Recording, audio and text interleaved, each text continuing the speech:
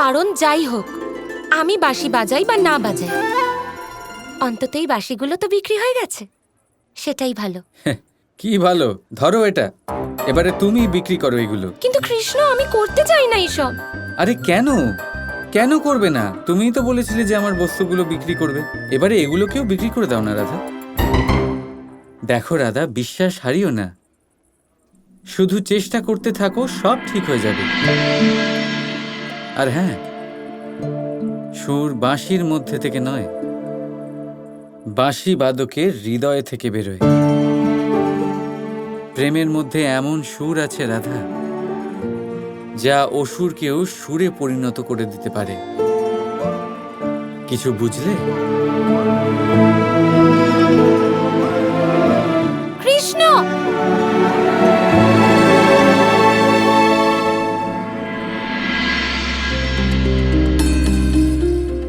কানাই, তুমি এখান থেকে বাইরে কোথায় যাচ্ছ? যদি ওই অসুরটা আবার আক্রমণ করে দেয় তাহলে? সে আর আক্রমণ করবে না দাদা। যখন রাধার মনে প্রেম জাগ্রত হবে, তখনই বিনাশ হবে মাকড়সাসুরের।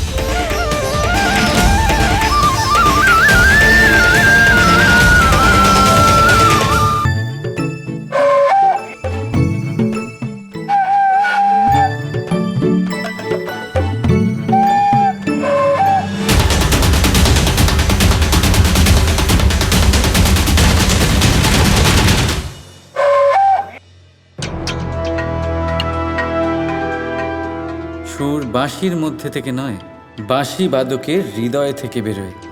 প্রেমের মধ্যে এমন সুর আছে রাধা, যা অসুরকেও সুরে পরিণত করে দিতে পারে।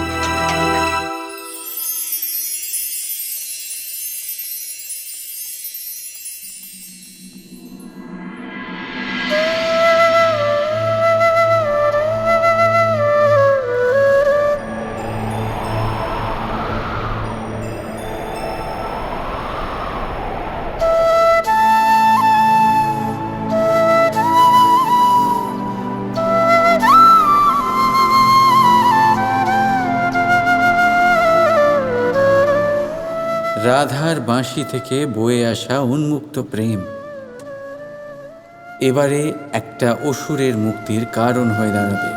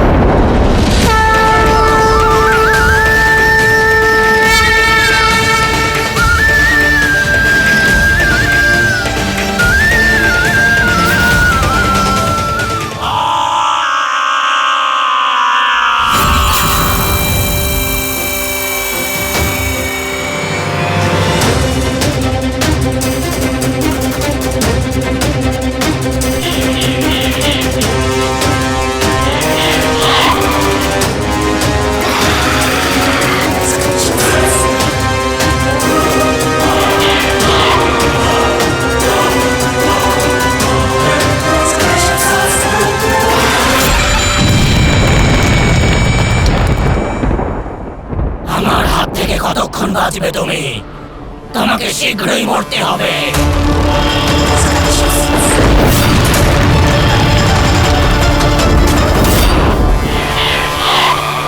তোমাকে শেষবারের মতো সতর্ক করছি, ফিরে যাও, নয়তো এর পরিণাম স্বরূপ তোমার বিনাশ হবে। বিনাশ? তাও আমার? বিনাশ হবে তোমার, আর তুমি বাঁচবে আর না বাঁচবে রাধা ওই মেলা।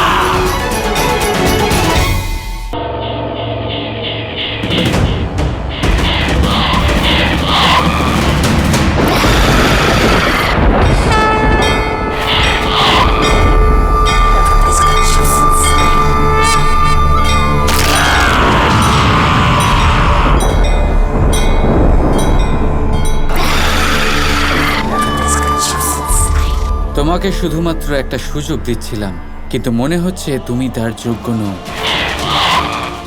তুমি ভবিষ্যৎ দেখতে পারছো না। তোমার বিনাশ তখনই নিশ্চিত হয়ে গিয়েছিল যখন তোমার জন্য আমার রাধার চোখে জল এসেছিল। শোনো, জঙ্গলে ওই বিশাল অসুরকে আমি দেখেছি, সেই যে আমাদের এই মেলা ধ্বংস করেছিল।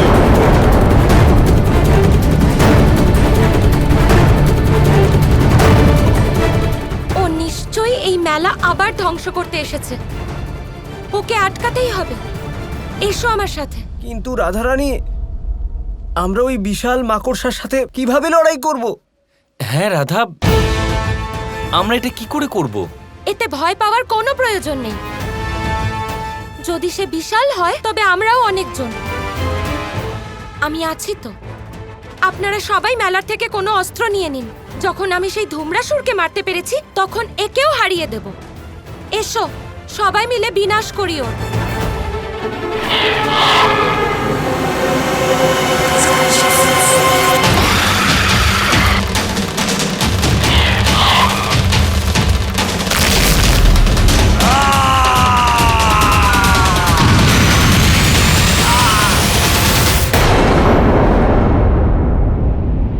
নিশ্চিন্ত থাকো, কিচ্ছু হবে না। ওখানে গিয়ে দাঁড়াও।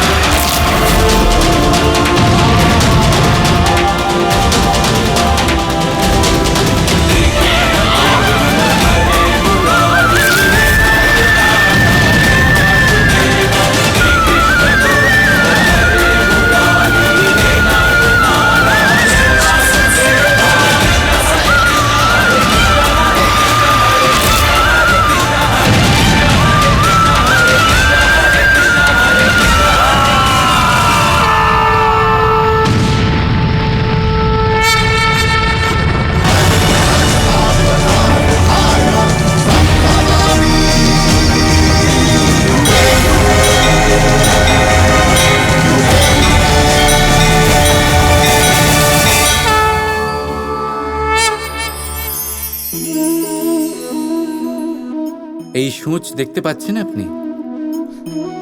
এটা শুদ্ধ লোহা দিয়ে তৈরি। বস্ত্র সেলাই করার কাজে লাগে, অস্ত্রোপচারে কাজে লাগে। কিন্তু আপনি কি কখনো ভেবে দেখেছেন এই সূঁচ কিভাবে তৈরি হয়? লোহার এক বড় অংশকে পিটিয়ে পিটিয়ে টেনে টেনে তাকে পাতলা বানানো হয়। এরপরেই আমরা পেয়ে থাকি সূঁচ। ভাবুন, যদি লোহার টুকরোতে অনর্গল প্রহার করার ফলে একটা লোহার টুকরো সূঁচে পরিণত হয়, তাহলে আমাদের জীবনে অনর্গল চেষ্টা করার ফলে জীবনের সমস্ত অংশকে আমরা কত প্রভাবশালী কাজে পরিণত করতে পারি। শুধু প্রয়োজন দৃঢ় নিশ্চয়তা। তাহলে আসুন আমার সাথে ভালোবেসে বলুন, রাধা রাধা।